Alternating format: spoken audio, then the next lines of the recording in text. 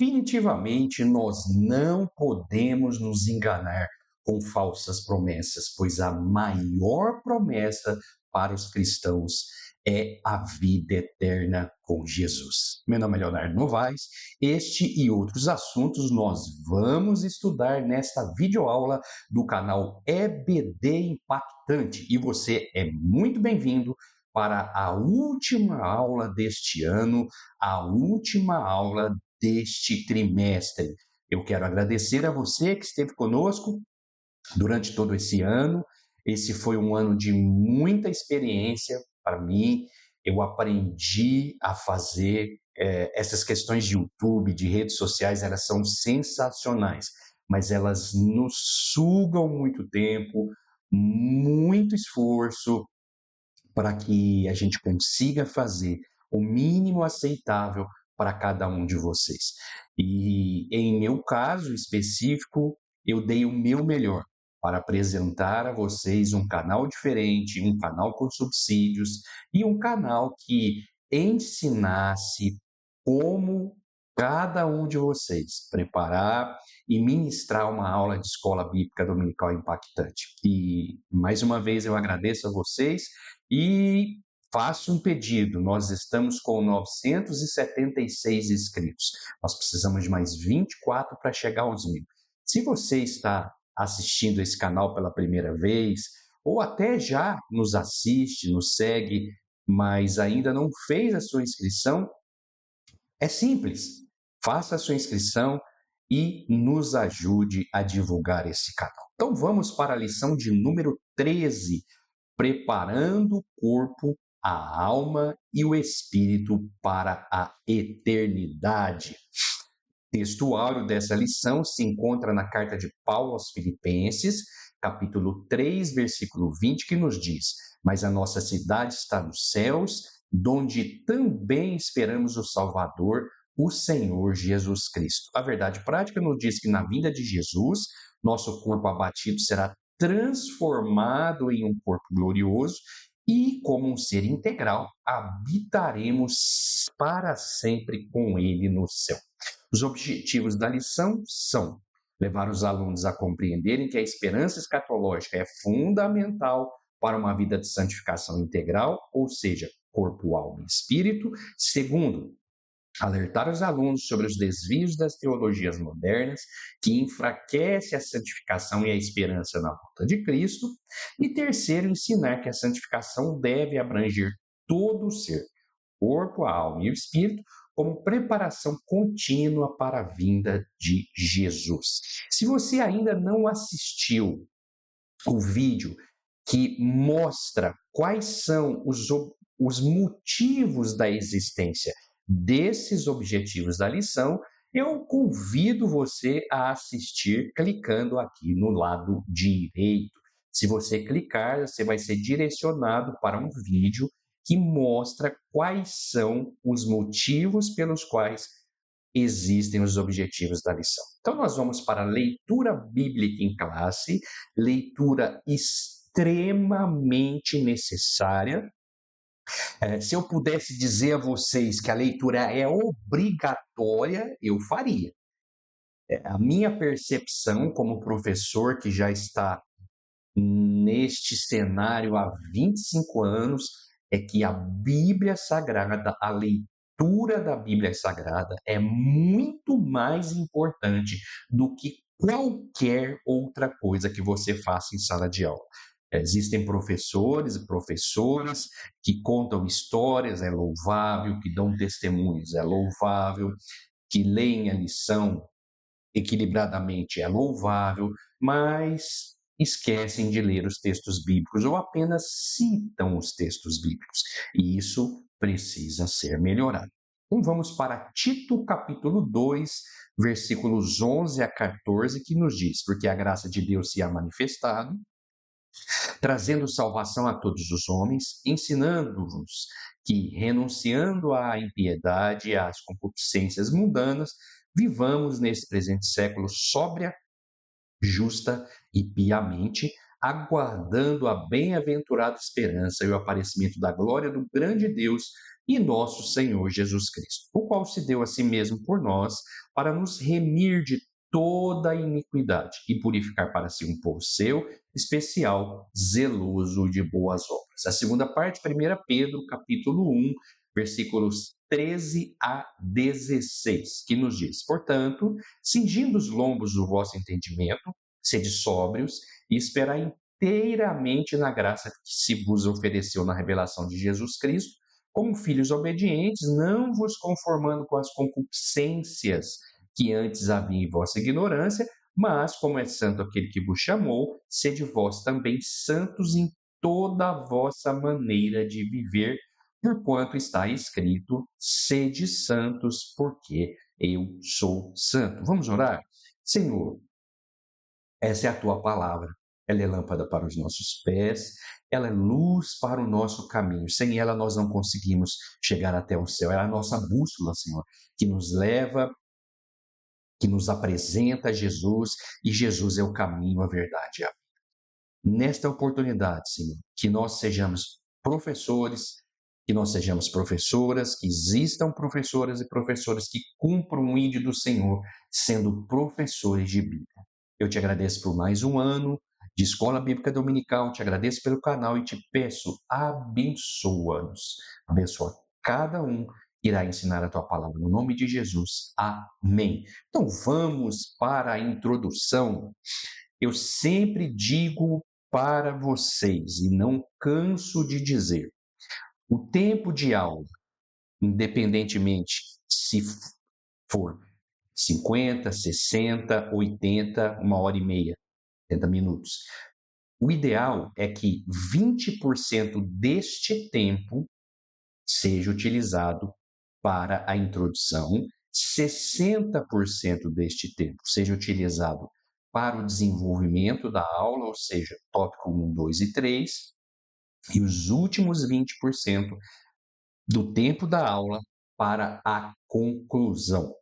E a introdução é onde você apresenta o assunto para os seus alunos, chama a atenção para você e para o assunto, para que você consiga introduzir, apresentar.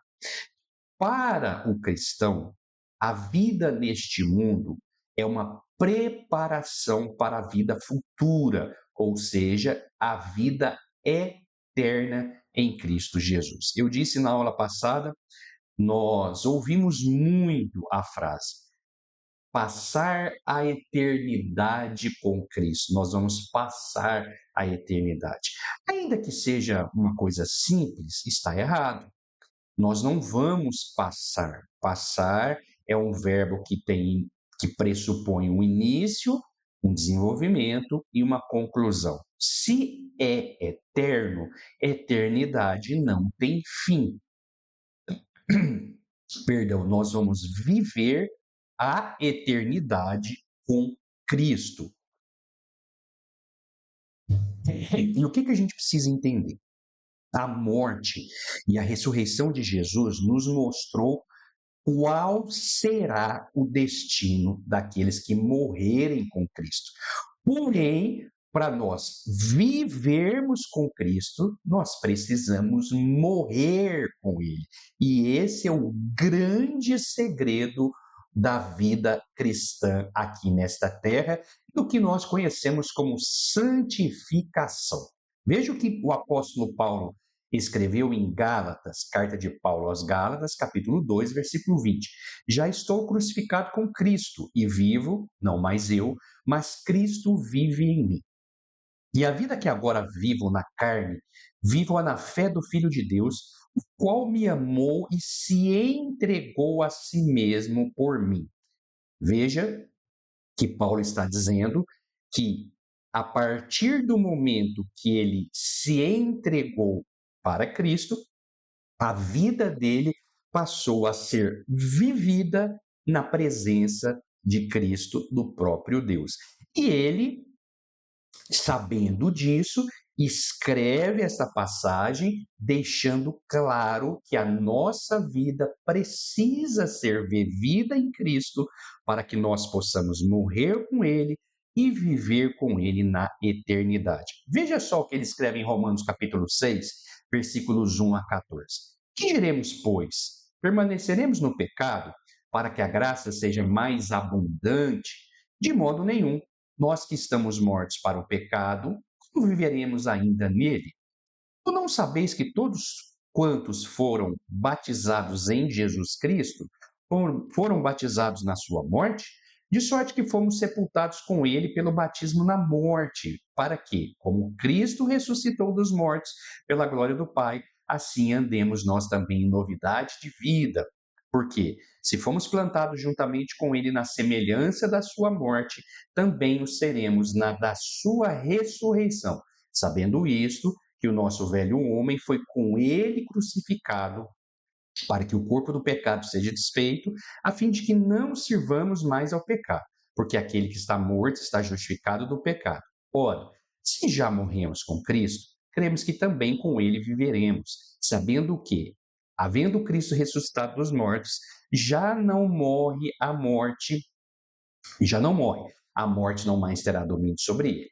Pois, quanto a ter morrido de uma vez, morreu para o pecado, mas, quanto a viver, vive para Deus. Assim também vós considerai-vos como mortos para o pecado, mas vivos para Deus em Cristo Jesus nosso Senhor. Não reine, portanto, o pecado em vosso corpo mortal para lhe obedecerdes em suas concupiscências, nem tampouco apresenteis os vossos membros ao pecado por instrumentos de iniquidade, mas apresentai-vos a Deus como vivos dentre mortos, e os vossos membros a Deus como instrumentos de justiça, porque o pecado não terá domínio sobre vós, pois não estáis debaixo da lei, mas debaixo da graça. Se nós juntarmos o versículo de Gálatas 2:20 com o texto de Romanos 6, nós vamos entender que a vida cristã neste mundo é uma preparação para a vida dos salvos com Cristo no outro mundo, no céu, no porvir. Então, nesta lição, nós abordaremos este assunto para o nosso desenvolvimento. Nós vamos aprender nesta aula sobre o que nós devemos fazer para que nós permaneçamos fiéis a Cristo e podermos viver com Ele eternamente. Então a gente vai para o tópico 1, que tem como título Preservando a Esperança Escatológica. O subtópico 1 é o alvo celestial. Eu sempre gosto, eu sempre tenho feito isso, eu acho interessante, eu acho importante, eu acho que facilita o aprendizado dos alunos se você apresentar a eles os conceitos básicos das palavras que são usadas na revista, quer sejam nos títulos, quer sejam no transcorrer da aula. E a melhor forma de fazer isso é buscar a etimologia das palavras, ou seja, a origem das palavras, de onde ela veio, até de onde ela veio, como é que chegou até nós e o que significa a palavra em si. Se você fizer isso, seu aluno vai aumentar muito a condição de conhecimento. E a palavra perseverar, ela vem do latim perseverare, que significa manter-se firme, persistir, continuar, sendo formada por que é totalmente, através, e severos, que é estrito, sério e firme. E a ideia, irmãos, a ideia central desta palavra é de firmeza e constância sobre qualquer circunstância sem desistir. Vale a pena lembrar que perseverar não está relacionado com perfeição.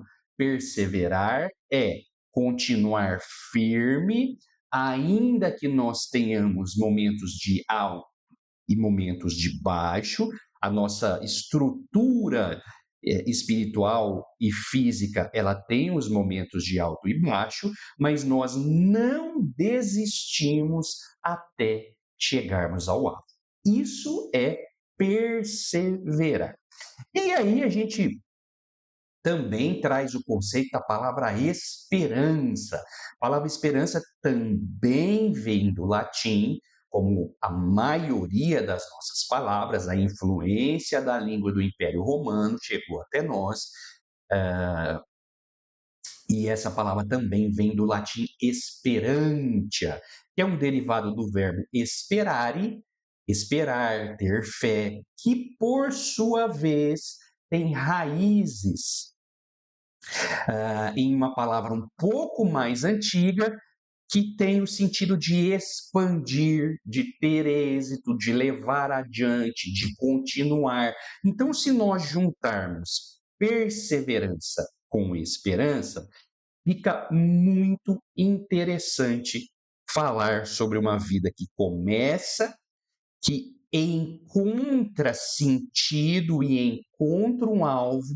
O alvo é o céu, e nós só podemos ir ao céu através de Jesus Cristo, e essa vida ela continua, ainda que tenha muita dificuldade, muita luta, tribulação, e ela permanece firme, acreditando que a vitória está vindo. E isso é o que a Bíblia nos mostra. E aí a gente vai para o sentido, para os significados da palavra escatologia, que aí vem do grego, escatologia vem da palavra escatos, que significa último, e logia, que significa estudo, discurso, tratado, formando o conceito de estudo das últimas coisas ou estudo do destino final da humanidade e do mundo. E isso nós colocamos o foco dos eventos como o fim dos tempos, o juízo final, a vida após a morte e a segunda vinda de Cristo. É importante nós reforçarmos que nós estamos falando de escatologia bíblica, escatologia cristocêntrica, escatologia teológica. Ah, o destino final do ser humano com base no que a Bíblia nos mostra. Se a gente juntar a palavra perseverar mais a palavra esperançar, de esperança, a atitude de trazer esperança, e a palavra escatologia, nós vamos trazer o seguinte conceito: manter-se firmes independentemente das circunstâncias, crendo que o destino final dos crentes é muito melhor do que isto que nós estamos vivendo agora. Por isso que existem textos que mostram que o futuro é muito melhor do que o presente. A gente vai ver alguns desses textos nesta aula. Vamos para 2 Pedro, capítulo 3, versículos 9 a 14. Meus irmãos, eu fiz um compromisso com Deus, comigo, com os meus alunos, com os professores que estão me vendo, que sabem como eu penso. Eu tomei a decisão de usar mais versículos bíblicos ainda. Eu sempre usei bastante, mas eu tomei a decisão de usar mais. Então você sempre vai ver nas minhas aulas, nas videoaulas preparatórias para os professores, a leitura de muitos textos bíblicos. E eu oro e espero em nome de Jesus que, se a sua mente ainda não estiver aberta para isso, que o Espírito Santo trabalhe em você. Porque se você ainda não tem essa percepção, você precisa mudar. Porque não adianta falar de inúmeros assuntos e não ler, não é citar o texto, é ler o texto. E falando nisso, se você não descobriu ainda por que que a Bíblia é tão importante assim na sala de aula, clica aqui que tem um link bem interessante para uma outra aula. 2 Pedro 3, 9 a 14. O Senhor não retarda a sua promessa, ainda que alguns a tenham por tardia, mas é longânimo para convosco, não querendo que alguns se percam, senão que todos venham a arrepender-se. Mas o dia do Senhor virá como ladrão de noite, no qual os céus passarão com grande estrondo, e os elementos, ardendo, se desfarão, e a terra e as obras que nela há se queimarão. Havendo, pois, de perecer todas essas coisas, que pessoas vos convém serem santo trato e piedade, aguardando e apressando-vos para a vinda do dia de Deus, em que os céus em fogo se desfarão e os elementos ardendo se fundirão. Mas nós, segundo a sua promessa, aguardamos novos céus e nova terra, em que habita a justiça. Pelo que, amados, aguardando essas coisas, procurai que dele sejais achados imaculados e irrepreensíveis em paz. Lá no último tópico dessa lição, nós vamos falar sobre isso. Existem pessoas que acham que por fazer ou deixar de fazer alguma coisa, elas estão sendo santificadas. Mas não é isso que a Bíblia ensina. Daqui a pouco a gente vai abordar este assunto. Então vamos para o subtópico 2, oposições à vida celestial. Nós já estudamos várias vezes, ao longo desse ano, falando várias vezes sobre esse assunto, e neste trimestre especificamente, o propósito do espírito humano é demonstrar para nós, para o próprio humano, que existe algo mais. Ele nos mostra que existe alguma coisa maior. É o que nós chamamos de transcendência. O ser humano olha para dentro de si nas suas análises introspectivas, e ele fala: tem que haver alguma coisa, que algo. Como é que foi criado esse mundo? Por que eu sofro dessa forma? Por que não existe uma maneira de melhorar essa vida?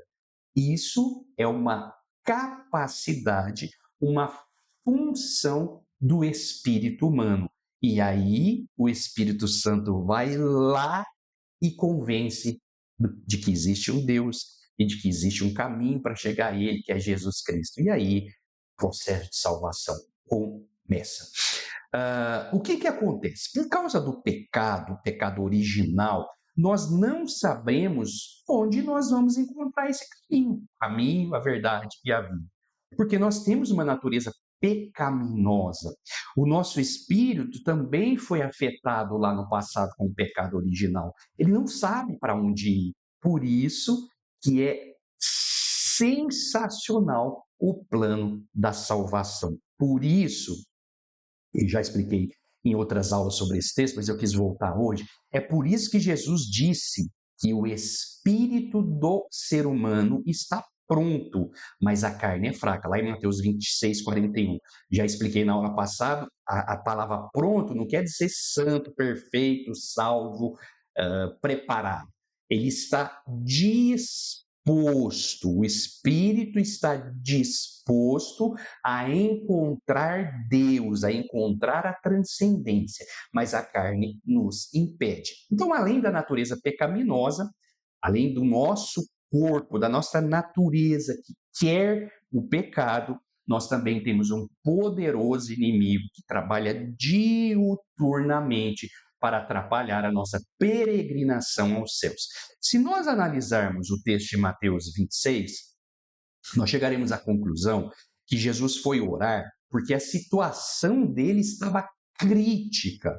Ele provavelmente teve um vislumbre do que aconteceria. Como Deus é provável, isso é uma questão teológica bem interessante, é provável que Jesus sabia que ele seria morto, porque o plano dele era de se entregar para o ser humano, para Deus, em prol do ser humano. Ele seria sacrificado como um cordeiro imaculado. Então é provável que ele tenha vislumbrado isso. E quando ele vai orar, ele transpira sangue, isso demonstra um estado de tensão, um estado de pressão alta, tão marcante que ele transpira sangue. Isso é descrito pela medicina, só não me lembro o nome desse quadro. E por que então que ele foi orar? Por causa disso. E aí quando ele vai orar, ele começa a orar, se entrega para Deus, até o momento de falar: Senhor, não seja feito a minha vontade, mas seja feita a sua. Se não for possível passar de mim esse cálice, faça conforme o Senhor quiser. Então ele vai uma vez, ora, quando ele levanta, os discípulos estão dormindo, ele vai outra vez, ora, e aí ele profere essa questão o espírito está disposto, mas a carne é fraca. Desta forma, reforçando, eu e você temos dois grandes inimigos. Inimigos esses que querem nos afastar da eternidade com Deus, porque a eternidade vai ser vivida na presença de Deus ou na ausência de Deus. Nós temos o diabo e a nossa carne. Subtópico 3, inimigos da cruz de Cristo. Não existe dúvida para nós cristãos que estudamos, que sabemos um pouco da palavra de Deus, que Jesus veio para os seus. Lembra de João capítulo 1, versículos 11 e 12? Veio para os seus, mas os seus o rejeitaram. Quem são os seus? Os judeus, povo que havia sido escolhido por Deus lá no passado em Abraão, Gênesis capítulo 12, Abraão, sai da sua terra, da tua parentela, dali para frente, então veio para os seus, mas os seus não o receberam. Tem uma tradução que fala, mas os seus o rejeitaram. E aí o verso 12 fala, mas a todos quanto o receberam, deu-lhes o poder de serem feitos filhos de Deus, a saber, aos que crerem em seu nome. Os judeus que eram detentores do conhecimento de Deus, haviam abandonado a Deus, trocado Deus pelas suas próprias tradições. Aí vem Jesus, revela-se a ele, e eles não reconhecem Jesus como o Messias. Vamos para um texto de Mateus, capítulo 4, versículo 11. Versículo 1 a 11, que nos diz: Então, foi conduzido Jesus pelo Espírito ao deserto, para ser tentado pelo diabo. E, tendo jejuado 40 dias e 40 noites, depois teve fome. E chegando-se a ele, o tentador disse: Se tu és o filho de Deus, manda que estas pedras se tornem em pães. Ele, porém, respondendo, disse: Está escrito: Nem só de pão viverá o homem, mas de toda palavra que sai da boca de Deus. Então o diabo o transportou à cidade santa e colocou-o sobre o pináculo do templo e disse-lhe: Se tu és o filho de Deus, lança-te daqui abaixo, porque está escrito: Aos teus anjos dará ordens e a seu respeito e tomar-te-ão nas mãos, para que nunca tropeces em alguma pedra. Disse-lhe Jesus: Também está escrito: Não tentarás o Senhor teu Deus. Novamente o transportou o diabo a um monte muito alto e mostrou-lhe todos os reinos do mundo e a glória deles, e disse-lhe: Tudo isto te darei se prostrado me adorares. Então disse Jesus: Vai-te, Satanás, porque está escrito: Ao Senhor teu Deus adorarás e só a ele servirás. Então o diabo o deixou, e eis que chegaram os anjos e o serviram. Mateus 23:15. Ai de vós, escribas e fariseus hipócritas, pois que percorrei o mar e a terra para fazer um prosélito, e depois de o terdes feito, fazeis filhos do inferno 2 vezes mais do que vós. Veja que coisa interessante.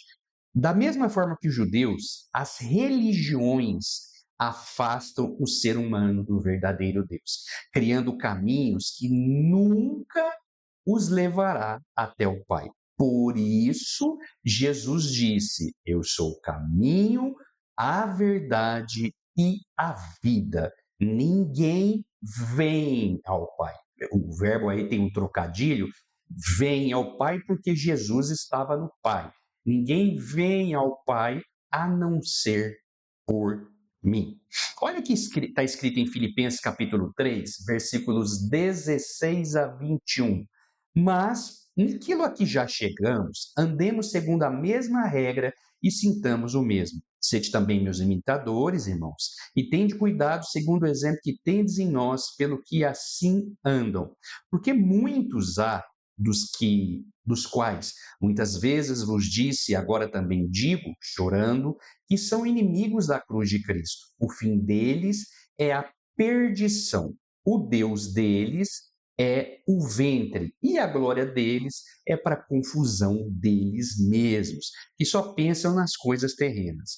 Mas a nossa cidade está nos céus, donde também esperamos o Salvador, o Senhor Jesus Cristo, que transformará o nosso corpo abatido para ser conforme o seu corpo glorioso, segundo o seu eficaz poder de sujeitar também a si todas as coisas. Que a gente precisa entender. O tópico 1 fala: preservando a esperança escatológica.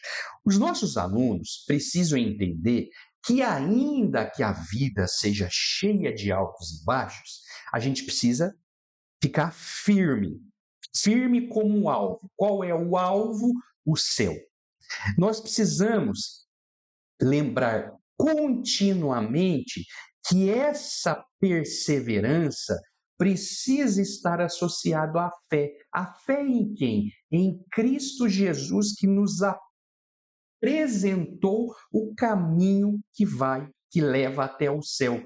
E o nosso futuro precisa ser o céu na presença de Deus. Assim como ele é, nós o veremos. Então, esse é a síntese do tópico 1 da lição. Nós não sabemos ao certo, nós não sabemos muita coisa sobre quem eram os personagens ou quem era o personagem que Paulo estava citando ali. Mas poderiam ser os judaizantes ou qualquer outra seita. Provavelmente, esse tipo de comportamento deu origem ao que nós conhecemos, que surgiu lá no quarto século, como hedonismo. Eu preciso fazer tudo aquilo que me traz benefícios, tudo aquilo que me dá alegria, tudo aquilo que me dá prazer é bem-vindo. Lá para frente, lá no hedonismo, na Grécia, eles começaram a ensinar isso. Então, o texto que nós lemos, ele mostra isso. As pessoas elas estavam querendo alimentar a sua própria vontade, sua própria não era nem necessidade, eram os desejos do corpo. E a partir do momento que nós damos lugar aos desejos pecaminosos que existem em nós, nós nos distanciamos do caminho da salvação. Então vamos para o tópico 2, perigos de teologias modernas. O subtópico 1 nos diz um cristianismo secularizado. Nós precisamos entender, o seu aluno precisa entender, que a tradição cristã, ela tem um peso muito grande e ela precisa continuar tendo um peso. O que é essa tradição? Os judeus receberam do próprio Deus as tábuas da lei e os mandamentos que vieram. Dali para frente, por alguns milênios, eles estudaram, se dedicaram, praticaram e compreenderam qual era a vontade de Deus para ele. Nós temos tabernáculo, nós temos templo, nós temos profetas, aí teve os períodos de sobe e desce, período de arrependimento, em que o povo voltava para Deus, mas a verdade é que Deus se revelou a eles. Deus se revelou a Abraão e dali para frente o povo começou a adorar, a voltar à adoração a Deus. Isso culminou com o nascimento de Jesus, no início deste ano, conhecido como o ano da era cristã, lá no Marco Zero. E depois de Jesus tiveram os apóstolos. Os apóstolos, eles haviam aprendido a teoria judaica, quase todos,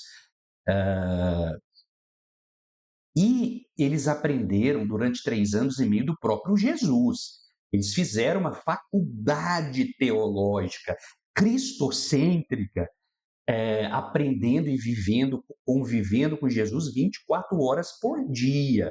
Aí as pessoas falam, mas os discípulos, os apóstolos não fizeram teologia. Você precisa deixar de ser ignorante, irmão. Você precisa deixar de pensar pequeno. Os apóstolos fizeram uma mega power turbo faculdade de teologia que eles estavam juntos com o próprio Deus.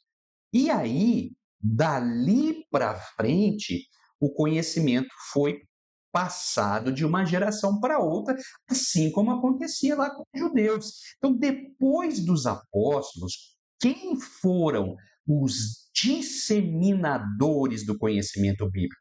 Os chamados pais da igreja. Então, hoje, quando as pessoas vêm e surgem e trazem, e aparecem com teologias modernas, o que a gente precisa ver? O que a Bíblia fala sobre isso? Ainda que alguns, e sempre vai acontecer isso, ainda que alguns puxem versículos isolados da Bíblia para falar, olha, a minha teoria é embasada nesse texto. Você precisa ver se o texto está dentro do contexto, você precisa falar, eu preciso entender, compreender se o texto é isso mesmo que você está falando. Então, onde entram os pais da igreja? Os pais da igreja aprenderam dos apóstolos, que aprenderam de Jesus, aprenderam do próprio Deus. Então, eles vieram compilando os estudos, juntando os estudos. O Espírito Santo os guiou. As tradições são necessárias. A gente não pode excluir as tradições que falar, isso é coisa do passado. Não, então vamos jogar a Bíblia fora. A Bíblia é uma coisa do passado, se a gente for pensar assim. Né? Antigo Testamento, Novo Testamento, 2000 anos, Antigo Testamento, 4000 anos. Então, a gente precisa entender que a tradição é importante.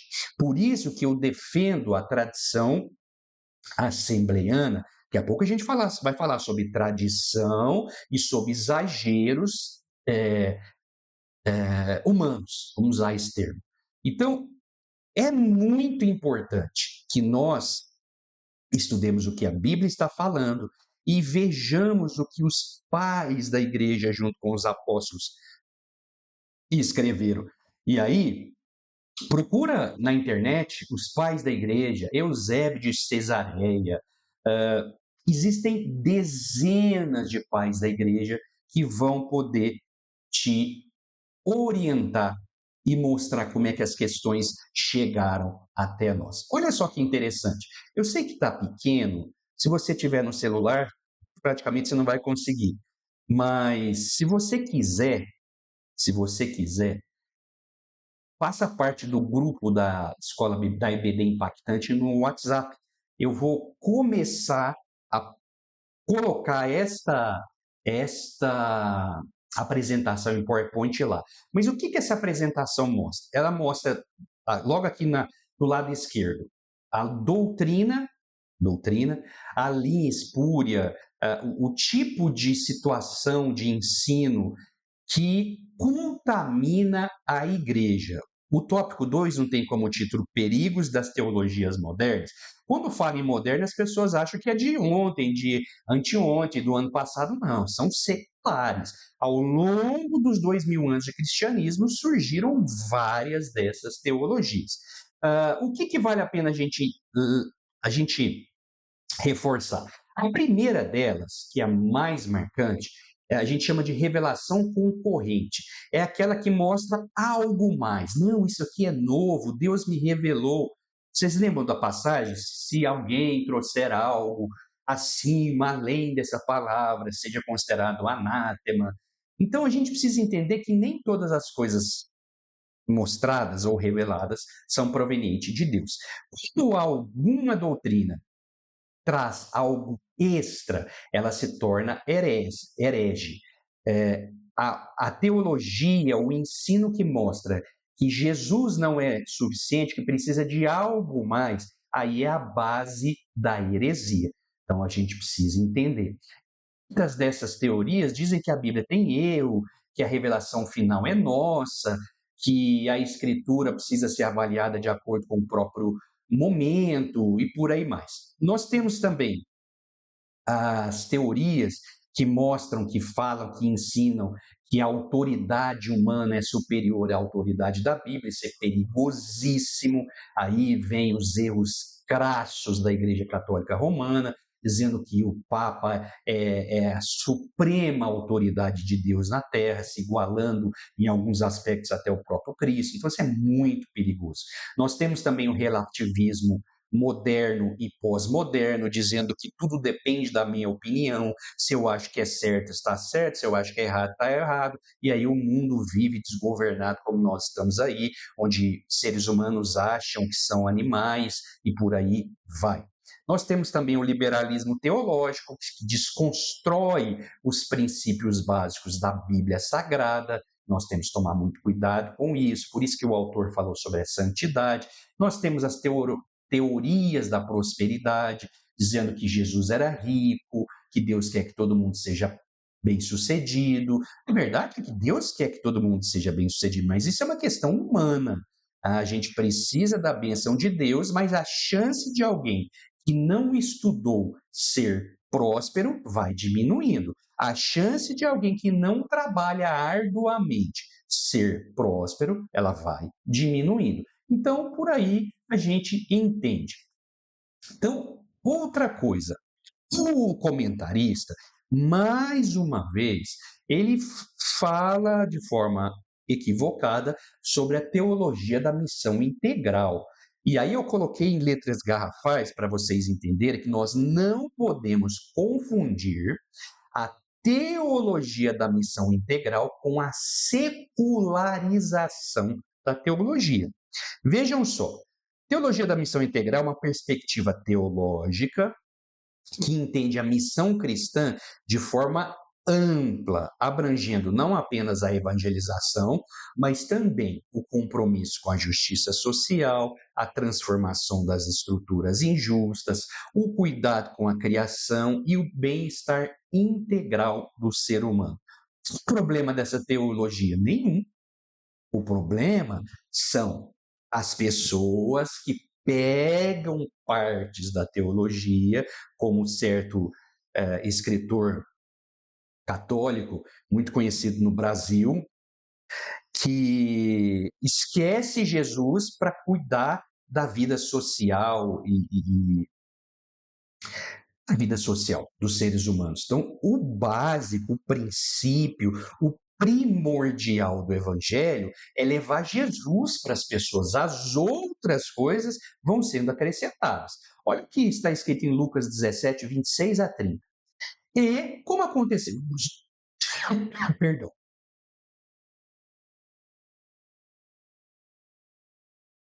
E como aconteceu nos dias de Noé, assim será também nos dias do Filho do Homem. Comiam, bebiam, casavam e davam-se em casamento, até o dia em que Noé entrou na arca e veio o dilúvio e consumiu a todos.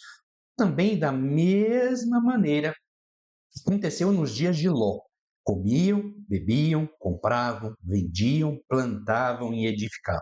Mas, no dia em que Ló saiu de Sodoma, choveu do céu fogo e enxofre, consumindo a todos. Assim será no dia em que o Filho do Homem se há de manifestar. O problema, irmãos, fale isso para o seu aluno. O problema é excluir o lado imaterial e cuidar exclusivamente da parte material, como se nós não fôssemos seres eternos. A nossa vida não vai findar aqui. A nossa vida vai para o lado de lá. Quando eu falo lá de lá, nós vamos para o céu com Deus ou nós vamos para o inferno sem Deus. A gente precisa ser justo em nossos comentários. Subtópico 2. Falsos discursos. De uma forma básica, eu e você precisamos entender que os discursos falsos são aqueles que não refletem a base daquilo que se considera verdadeiro. Em se tratando de cristianismo, a nossa base é a Bíblia Sagrada. Alguém tem dúvida disso? Por isso, irmão, que eu insisto com você, a gente precisa ler. Tem que ler a Bíblia. De jeito, não pode ser diferente. Se a base da nossa teologia, da nossa vida, da nossa essência é a Bíblia Sagrada, tudo que distorce os princípios bíblicos, ele torna-se falso. É claro, é transparente, é simples. E aí eu vou abrir um parênteses que vai doer em alguns de vocês, mas nós precisamos ser justos. O pentecostalismo, vejam só, o pentecostalismo viveu períodos importantíssimos na sua história.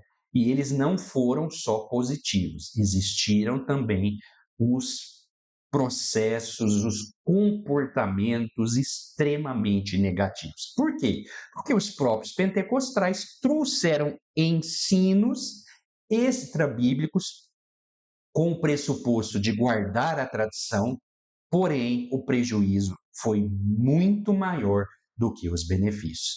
Se você tem, como eu, 50 anos ou acima, você vivenciou alguns desses ensinos espúrios extrabíblicos que trouxeram grandes prejuízos.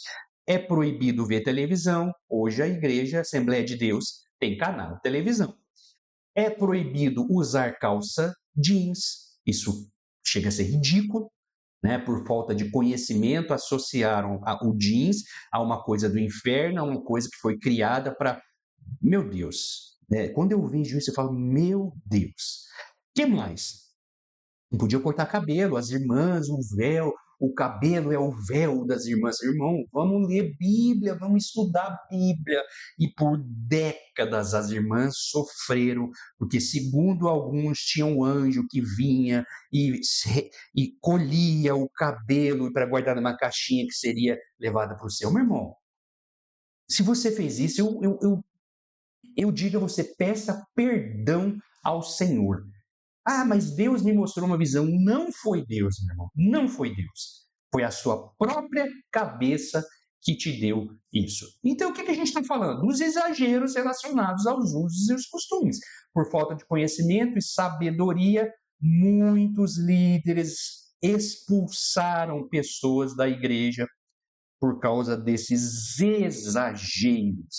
E isso trouxe prejuízo para a propagação do evangelho, pois nós criamos verdadeiros fariseus modernos no lugar de cristãos autênticos. Não coma, não toque, não use, não cheire, não faça, não veja, e o interior está corrompido.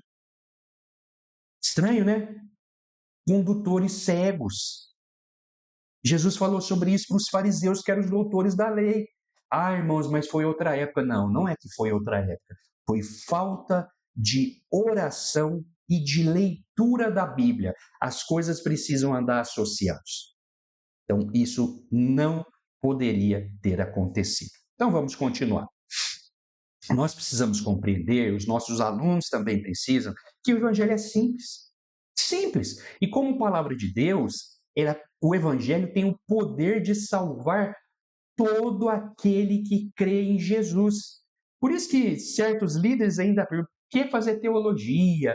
Que o Evangelho é simples. Sim, o Evangelho é simples. Mas aqueles que querem conhecer um pouco mais do contexto socioeconômico, cultural, geográfico, histórico, daqueles textos bíblicos, eles fazem teologia para se capacitar melhor, para não falar tanta asneira como era falado no passado.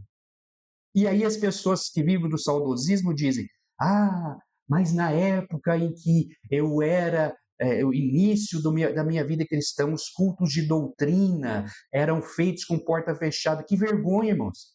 Que vergonha. A gente fechar a igreja para que não crentes não entrem. Sabe por que se fechavam? Porque eles estavam falando de uso e costume, não estavam falando de nada de Bíblia. Eu participei de vários. Portas fechadas, as irmãs e os irmãos orando, glória a Deus por isso, mas tem que falar de uso e costume. Então tem que fechar a porta, né? Que é uma vergonha. Olha só o que Tiago escreveu, Tiago 1, 19 a 27. Sabei isto, meus amados irmãos, mas todo homem seja pronto para ouvir, tardio para falar, tardio para se irar. porque a ira do homem não opera a justiça de Deus. Pelo que, rejeitando toda imundícia e acúmulo de malícia, recebei com mansidão a palavra em vós enxertada, a qual pode salvar a vossa alma. E sede cumpridores da palavra e não somente ouvintes, enganando-vos com falsos discursos. Por quê? Se alguém é ouvinte da palavra e não cumpridor, é semelhante ao varão que contempla o espelho seu rosto natural, porque se contempla a si mesmo, e foi-se e logo se esqueceu de como era. Aquele, porém, que atenta bem para a lei perfeita da liberdade e nisso persevera, não sendo ouvinte esquecido, mas fazedor da obra, esse tal será bem-aventurado no seu feito. Olha só esse versículo. Se alguém entre vós cuida ser religioso e não refreia a sua língua, antes engana o seu coração, a religião desse é vã. A religião pura e imaculada para com Deus o Pai é esta: visitar os órfãos e as viúvas nas suas tribulações e guardar-se da corrupção do mundo. Vocês sabiam que a carta de Tiago, por pouco ela não foi retirada do cânon das Escrituras, do conjunto de livro, do que a gente chama de Bíblia, porque eles estavam tentando entender se Tiago estava falando que a obra salva ou se ele estava complementando a questão da fé mais obra é igual vida cristã. E chegou-se à conclusão de que Tiago, claro, é só ler o texto, né? Mas aí as discussões foram tão acaloradas que teve essa questão. Não é possível viver uma vida cristã como Jesus ensinou sem obras. E aí tem vários tipos de obras. Se Jesus te salvou, você precisa levar o evangelho para as pessoas. Jesus alimentou, te abençoou, te cuidou, ajude as pessoas nessas limitações que elas têm. É impossível, Tiago fala sobre isso no capítulo 2. É impossível ser cristão e olhar para alguém passando fome e bater nas costas dele, até assim, vamos exagerar, fazer, ó, Deus te abençoe, vou fazer uma oração por você. E não ajudar aquela pessoa, ela está passando fome, irmão. Então a gente precisa melhorar estas questões. Eu não me lembro, sinceramente, eu não me lembro se eu vou falar sobre isso mais à frente, mas esses exageros do pentecostalismo, da religiosidade, eles afastaram as pessoas, porque as pessoas começaram a olhar para os cristãos como malucos, como pessoas antiquadas. Aí muitos, mas nós somos antiquados mesmo, porque o céu é um lugar de santidade. Meu irmão, Deus conhece seu coração. Deus conhece o meu coração. Existem pessoas que querem ser santos, mas eles se esquecem que a única maneira de ser santo é através de Jesus. Então vamos para o subtópico 3: prosperidade, existencialismo e engajamento cultural. Lê comigo essa frase.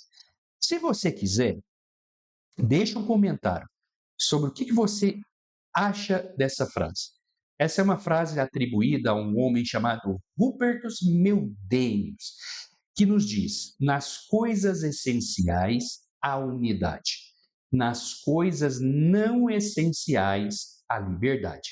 Em todas as coisas, a caridade. O que significa isso? Significa o seguinte, como eu disse anteriormente, a Bíblia é simples. A Bíblia é um livro que apresenta Jesus e como nós vamos permanecer nele até chegar ao céu. O Espírito Santo trabalha na nossa vida através da leitura da Bíblia.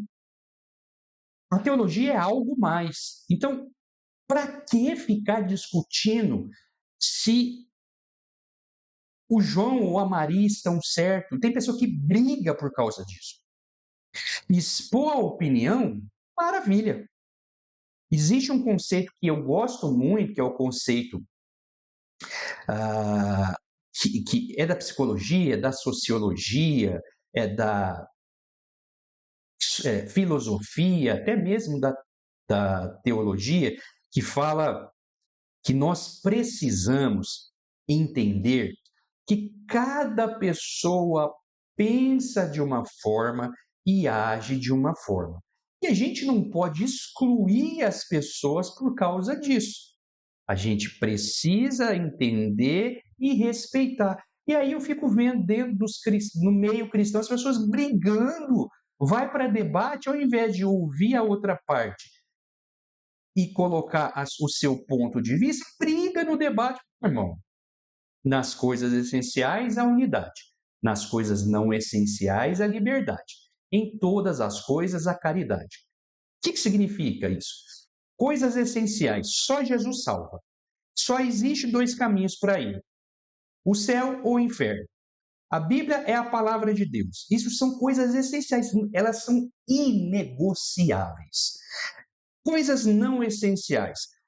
Eu acredito que vai ter um milênio literal na Terra. Não, eu não acredito que vai ter um milênio literal. Eu acredito que o milênio é um tempo todo. O problema disso, você não vai perder a salvação porque você não acredita. Calvinismo versus uh, arminianismo. É heresia. Não, irmão, não é heresia. Heresia é aquilo que tem Jesus e mais alguma coisa para ser salvo. Então a gente precisa ter sabedoria. E em todas as coisas, o amor. Vamos parar de brigar por causa das coisas? Vamos lá. Olha o que Pedro diz, 1 Pedro capítulo 1, versículos 22 a 25. Purificando a vossa alma na obediência à verdade, para amor fraternal, não fingido, amai-vos ardentemente uns aos outros, com o coração puro, sendo de novo gerados, não de semente corruptível, mas da incorruptível, pela palavra de Deus viva e que permanece para sempre. Porque toda carne é como erva, e toda a glória do homem como a flor da erva. Secou-se a erva, caiu a sua flor, mas a palavra do Senhor permanece para sempre.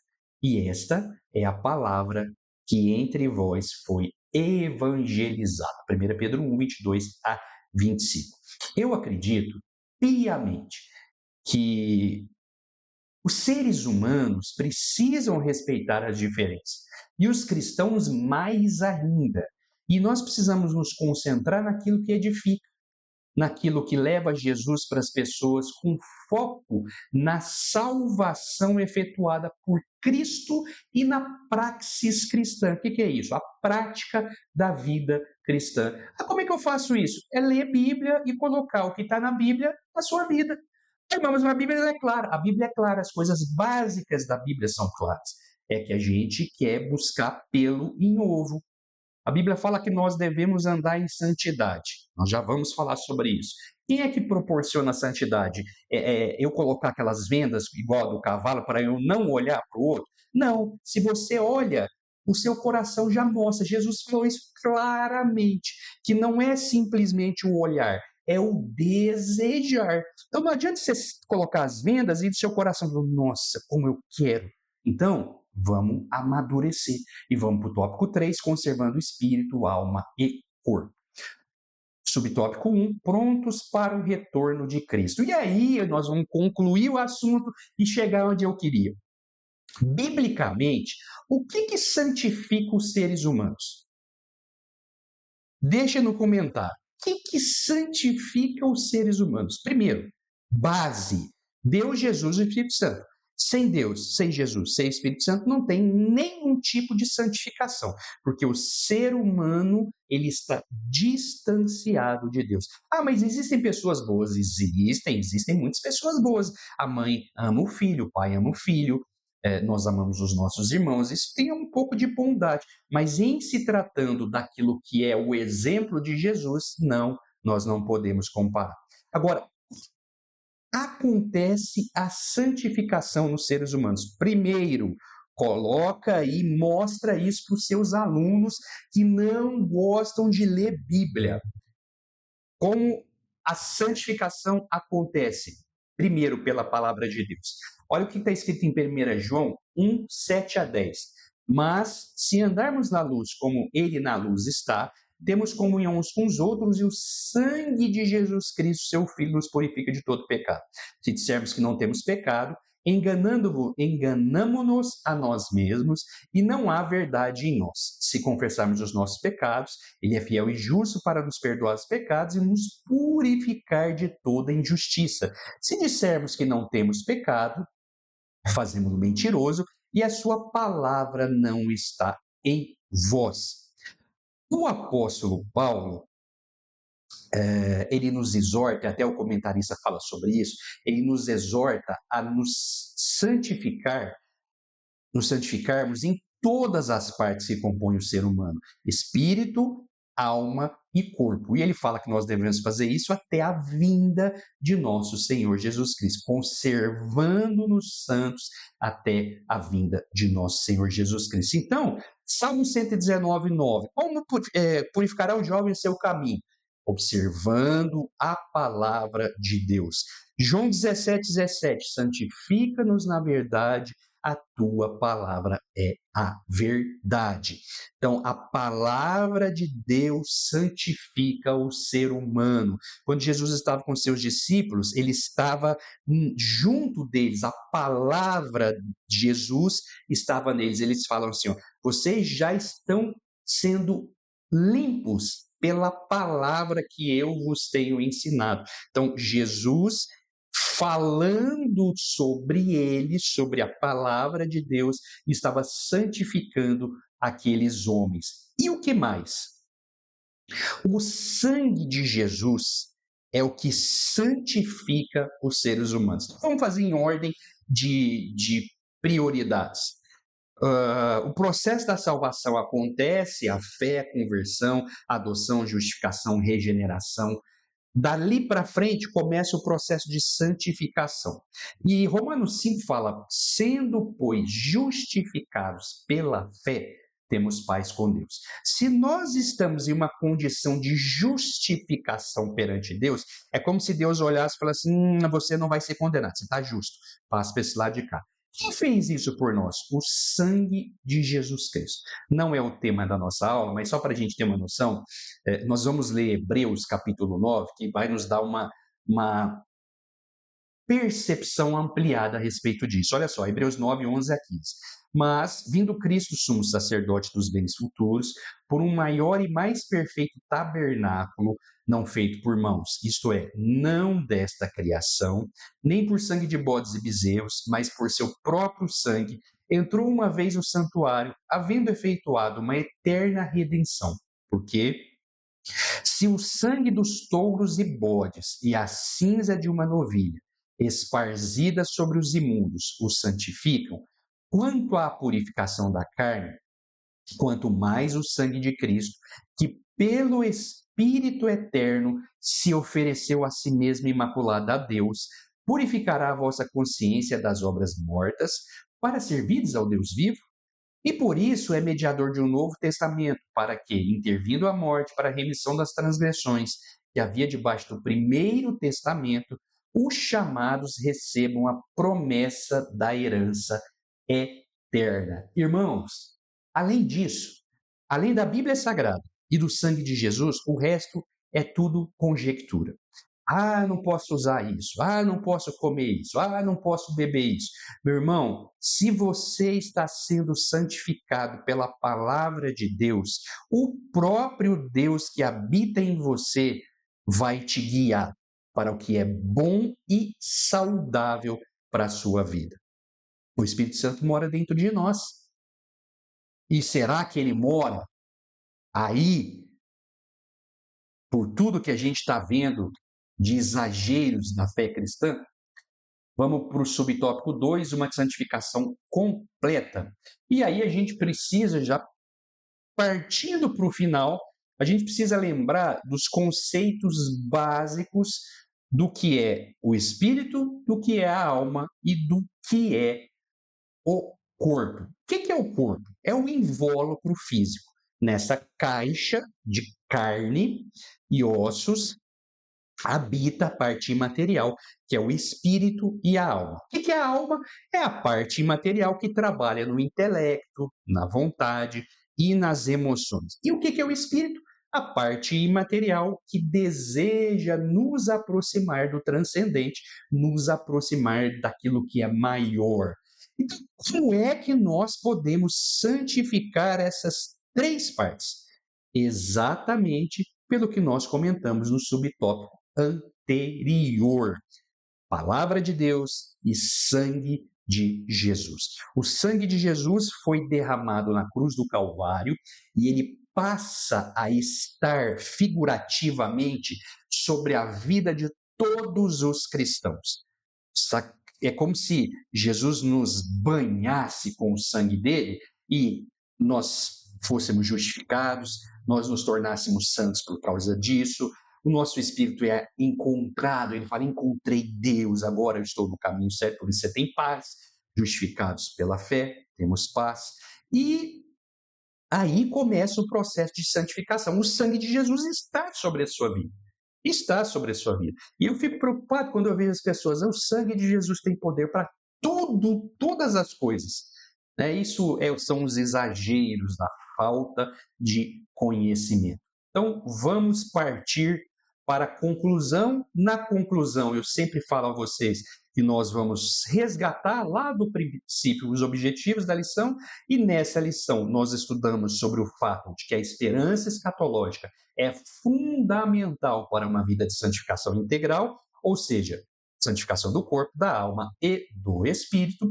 Nós também estudamos sobre os desvios das teologias modernas que enfraquecem a santificação e a esperança na volta de Cristo. E, por fim, eu e você estudamos sobre o fato de que a santificação deve abranger todo o ser, corpo, alma e espírito, como preparação contínua para a vinda de Jesus. Meu irmão, minha irmã, eu eu sei que este canal ele é pequeno, ele ainda está começando a dar os primeiros passos, mas eu não posso me furtar, eu não posso lhes furtar de dizer que nós, como professores de escola dominical, somos professores de Bíblia. E eu fico muito triste quando eu vejo um professor dar uma aula de 50 minutos sem ler um texto bíblico. Eu peço a Deus, em nome de Jesus, que em 2026 você se atente para isso. Você compreenda que nós somos professores de Bíblia e nós precisamos não somente citar, mas ler o texto, pedir aos alunos que leiam, para que eles desenvolvam o interesse pela leitura da palavra de Deus. Deus te abençoe, seu 2026 seja abençoado, que você tenha uma passagem de ano de muita reflexão e que o Senhor te abençoe ricamente em Cristo Jesus. Um abraço.